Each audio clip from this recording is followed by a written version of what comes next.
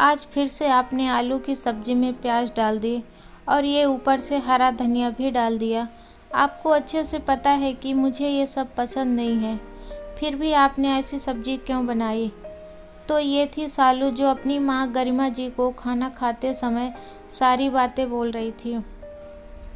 कोई बात नहीं सालू, हर बार हमें अपनी पसंद की चीज़ें नहीं मिलती हैं और इतनी छोटी छोटी बातों पर इतनी प्रतिक्रिया देना सही नहीं है, गरिमा जी ने कहा। पर माँ, मुझे ये सब्ज़ी नहीं खानी है, मुंह बनाते हुए सालू ने कहा। पर तेरे भाई रोहित को तो पसंद है ना?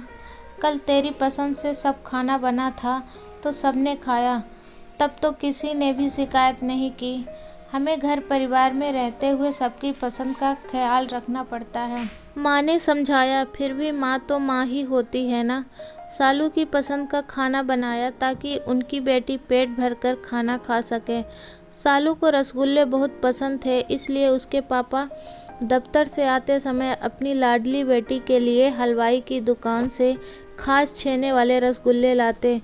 लेकिन आज का दिन बहुत अलग है। आज फिर से उसकी थाली में वैसी ही आलू की सब्जी और रोटी है, जो उसे बिल्कुल भी पसंद नहीं। लेकिन आज उससे उसकी पसंद पूछने वाला कोई नहीं। आज खाना खाते खाते उस अपनी माँ की और उनकी कही हुई बातों की रह रहकर याद आ रही है। आंसुओं से भीगी हुई पलकें और मायके की तड़पाती हुई यादें। अपनी माँ गरिमा जी को फ़ोन मिलाती है और उधर से माँ की आवाज़ आती है। हेलो सालू बेटा, कैसी हो? खाना खाया कि नहीं?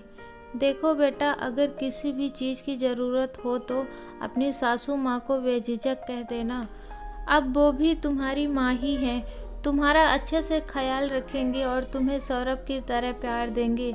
माँ की बातें सुनकर सालू को लगा कि सब बता दें कि कैसे जब वो रसोई में खाना बना रही थी और अपनी पसंद के हिसाब से सब्जी बना रही थी, तो सासू माँ ने कहा, बहू, चाहे तुम्हारी पसंद कैसी भी हो, मुझे उससे मतलब नहीं है। यहाँ पर वैसा ही खाना बनेगा जैसा अब तक बनता आया है। तुम्हें भी सबकी पसंद के अनुसार ही खुद को ढालना होगा और फिर किसी न किसी बात पर ताने मारती रहती। हेलो हेलो सालू बेटा, किन ख्यालों में खो गई? उधर से माँ की आवाज़ सुनकर सालू की तंद्रा टूटी। कुछ नहीं माँ, बस यूं ही। सब ठीक है माँ, मैं बहुत खुश हूँ, बाद में बात करती हूँ। अपने आंसू छिपाते हुए सालू बोली। फ़ोन कट गया। सालू सोचती है कि कहाँ मेरे मायके में मेरे मम्मी पापा मेरी हर पसंद का इतना ख्याल रखते थे, और मेरी ससुराल में यहाँ तो मुझे मेरी पसंद पूछना तो दूर की बात, अगर अपनी पसंद का कुछ बनाना भी चाहूँ तो सासू माँ बीच में आकर मना कर देती हैं। ऐसे ही समय निकलता गया। अब धीरे धीरे सालू को भी इन सब चीज़ों की आदत सी हो गई। फिर भी उसका पति सौरभ उसका बहुत ख्याल रखता। फिर एक दिन सबको पता चला कि सालू गर्भवती है। उसके ससुराल में उसके सास ससुर और पति सब बहुत खुश थे। सालू को लगा शायद अब उसकी सास के व्यवहार में थोड़ा बदलाव आएगा और अब उसे ताने कम सुनने को मिलेंगे। पर जैसा सोचते हैं वैसा हर बार कहाँ हो पाता है। शुरू में सालू की तबीयत बहुत ज़्यादा ख़राब रहती थी। दिन रात उल्टियाँ होती रहती थी, कुछ भी खाना नहीं पचता था। फिर भी उसे घर का सारा काम करना होता। उसकी सास तो अपना पूरा दिन बाहर इधर उधर घूमती रहती घर के कामों से बचने के लिए, और सालू की तबीयत से उन्हें कोई मतलब नहीं था। सालू का पति सौरभ और उसके ससुर जी शाम को दफ्तर से घर आते, लेकिन सालू उन्हें कुछ नहीं बताती और खुद भी चुप रहती। उसे लगता था कि थोड़े समय में सब ठीक हो जाएगा। अब भी अगर उसका कुछ अलग, जैसे कुछ खट्टा या मीठा खाने का मन करता, तब भी सासू माँ ये कहकर मना कर देती कि इससे होने वाले बच्चे को नुकसान होगा, और वो भी मन मार कर रह जाती। उसे समझ नहीं आता था कि उसके साथ उसकी सास का व्यवहार ऐसा क्यों है। फिर एक दिन सालू ने उनसे बात करने की सोची।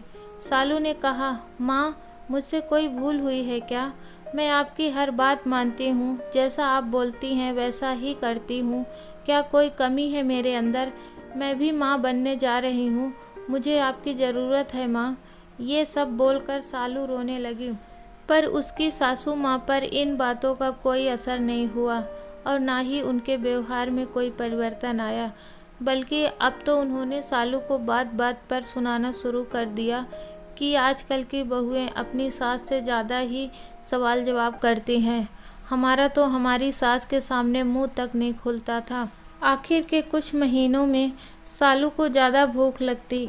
एक दिन जैसे ही खाना खाने का सोचा तो सब्जी में से आती गरम मसाले की खुशबू उससे बर्दाश्त नहीं हुई और उसकी गंध से उसे उल्टी हो गई।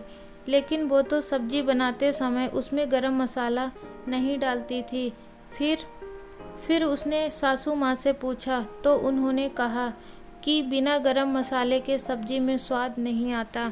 इस पर सालू ने कहा, माँ, मुझसे ये गंध बर्दाश्त नहीं होती।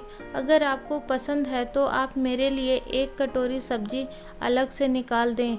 इस बात पर सासू माँ भड़क गई और बोलने लगी, हमने भी बच्चे पैदा किए हैं, लेकिन तुम्हारी तरह नौटंकी नहीं की। खाना है तो खाओ वरना मत खाओ। ये सब सुनकर सालू के मन को बहुत ठेस पहुंची। कहाँ वो सोचती थी कि इस हालत में उसका एक बच्चे की तरह ख्याल रखेगी उसकी सासू माँ, पर यहाँ तो सब उल्टा ही हो रहा था। फिर कुछ दिन बाद वो अपने मायके गई। वहाँ जैसे ही पहुँची तो उसकी पसंद की सब चीज़ें उसे तैयार मिली। उसके मम्मी पापा उसका बहुत ध्यान रखते। एक और बात उसने देखी, जो कि भाई उसे दिन रात परेशान करता रहता था, उसे बात बात पर छेड़ता रहता था। अब वो उसकी हर पसंद और नापसंद का सबसे ज़्यादा ख्याल रख रहा था। आज उसका छोले भटूरे खाने का मन है, इसलिए सब लोग रसोई में लगे हैं उसकी फरमाइश पूरी करने। तभी सालू की माँ उसके सिर पर प्यार से हाथ फेरते हुए कहती है, ऐसे समय में कुछ अलग खाने का मन करता है, जो भी मन हो बोल देना, मैं बना दूंगी। तब तक ये छोले भटूरे जी भर कर खाओ। अपनी माँ से इतना स्नेह पाकर सालू के मुंह से बरबस ही निकल जाता है। सासू माँ सिर्फ सास है, माँ नहीं। दोस्तों, अभी तक आपने चैनल को सब्सक्राइब नहीं किया है तो प्लीज़ चैनल को सब्सक्राइब कर दीजिए, बेल आइकन प्रेस कर दीजिए और ऐसी ही कहानी सुनने के लिए बने रहिए हमारे चैनल के साथ। अब मिलेंगे नई कहानी के साथ, तब तक के लिए जय हिंद।